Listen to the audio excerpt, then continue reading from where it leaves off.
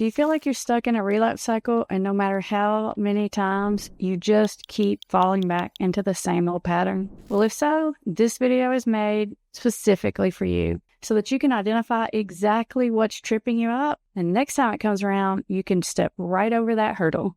For those of you who are new here, welcome to the YouTube channel, Put the Shovel Down. This channel is all about helping you understand the science and psychology of addiction so that you can get and stay 5 steps ahead of it. Because the only way to beat addiction is to outsmart it. You can't willpower your way out of this issue, but you can think your way out of this issue. And understanding your specific relapse triggers and patterns is a key part of breaking the cycle. I've worked with thousands of people in their recovery journeys. And so, of course, I know there are all different kinds of stumbling blocks that cause people to fall. But for the most part, I hear the same stories over and over again. The same few little stumbling blocks. One of the most surprising things I've learned is that most people fall into a relapse pattern, meaning it happens almost the same way every single time. And after you fall over the same stumbling block multiple times, you get to the point where you just feel hopeless or depressed. You start beating yourself up. You start to think, I'm never going to overcome this. But the big problem isn't that they don't want to break the pattern or that they can't break the pattern. It's more that they don't stop to think about what is the pattern and why do I keep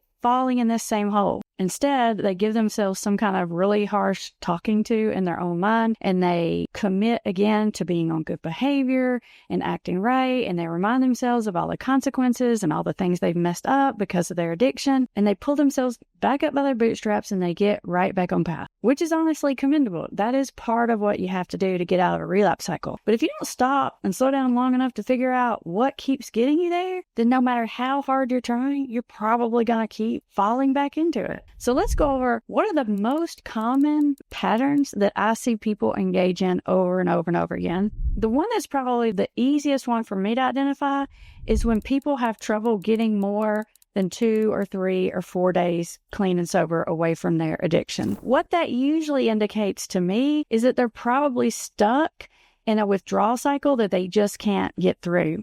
And sometimes, believe it or not, people don't even recognize that it's the withdrawal cycle because maybe the withdrawal isn't so bad that they need to go inpatient somewhere or that they're, completely non-functional. A lot of times we miss those more subtle withdrawal symptoms, like when we can't sleep, we're super irritable, our anxiety's up, our stress is up. We may not even interpret that as withdrawal, but if you're having trouble getting past those first few days, you can't seem to get more than a week sober, then you may want to take a look at maybe you're stuck in the withdrawal cycle, which means you need to take some kind of active strategic step to address the withdrawal pattern. And that could be the very thing that gets you over the hump. Now, this next one I'm about to say is probably going to sound a little sarcastic, but I don't mean it sarcastic because this is like a real thing that I hear almost every day. And this is that people keep relapsing because they never had the intention of staying sober. And I know you're thinking, duh, Amber, if you don't intend to stay sober, you're probably not going to stay sober. But it's a little bit more gray and nuanced than that. A lot of times people will intentionally clean up or stay sober for periods of time, even long periods of time, particularly after a bad incident or a treatment episode. But in the back of their mind, it's maybe not like they're decided, hey,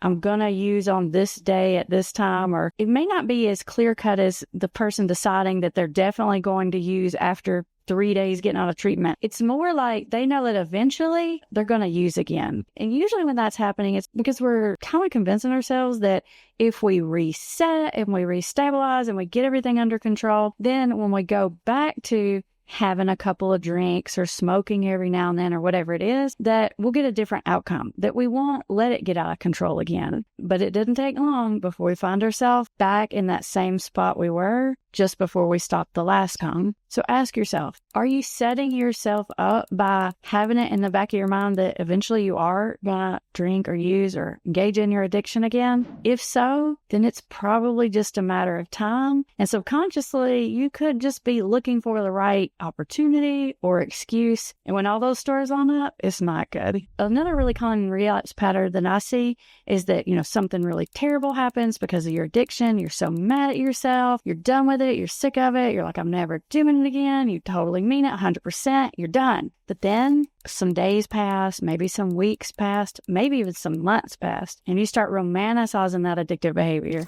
You start remembering how good it felt to just have a drink, or how fun it was to go to the casino. And it's like all of a sudden you forgot all the bad parts and you're just remembering the good parts. With this pattern, I like to associate it to, it's that feeling of like getting out of a really bad toxic relationship. But like most toxic relationships, sometimes it's like really great and then it's really terrible. Eventually, when you get far enough away from it, you start to forget the really terrible parts, but you're still remembering the really great parts. Just like with a relationship, if you get in the wrong situation or you have the right opportunity, that can be a really bad combination. And with this romanticizing trigger, it kind of builds up over time. You'll find yourself reminiscing, remembering when, looking at other people, places, and things, and feeling like you're missing out. Maybe you're seeing it on movies or TV or social media, and you're really working yourself up. When you do that, you're creating a big, giant vulnerability. You start to convince yourself that you're missing out. Then you start to convince yourself that it'll be different this time. And before you know it, you're right back in it.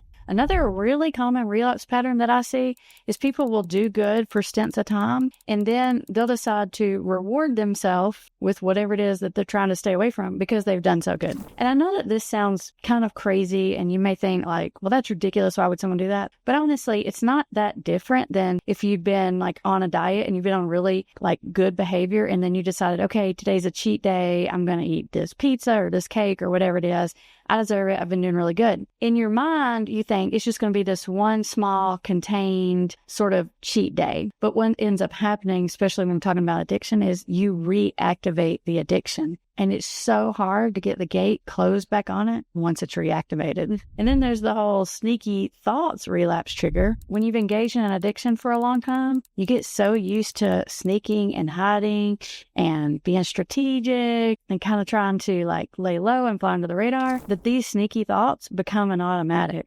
Like one of the ones you hear me talk about on this channel all the time is the coast is clear trigger. If you've been in the pattern of when no one's around, it's game on, then even when you're trying to do really good and you're serious about recovery, you're going to find yourself in a situation where no one's around or no one's looking, and you're going to have that automatic sneaky thought. That coast is clear trigger, it is a biggie. It's actually really quite painful when I talk to someone who's just coming out of one of these relapse cycles, because they're in that period where they're beating themselves up, they're making promises, they're upset with themselves, they're confused, they don't know why they keep falling back into it. And it's hard not to just feel sorry for them because you can tell how miserable they are. They're in that really like self-loathing state, and it's a miserable, terrible, awful place to be. And I don't want you to be there again. So if you haven't taken the time to figure out what your relapse pattern is, now's a really good time to do that. I know we went over some of the relapse patterns in this video, but of course there are more than that.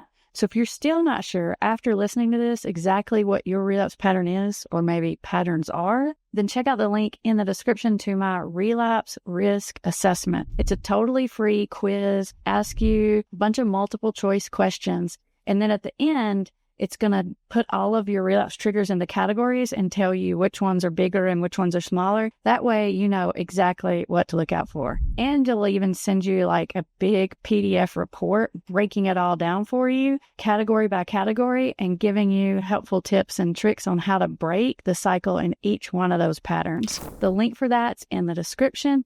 And of course, there are lots more videos on how to come out of a relapse. If you're in that spot where you're beating yourself up, just check out the playlist. I'll link it right up here for you.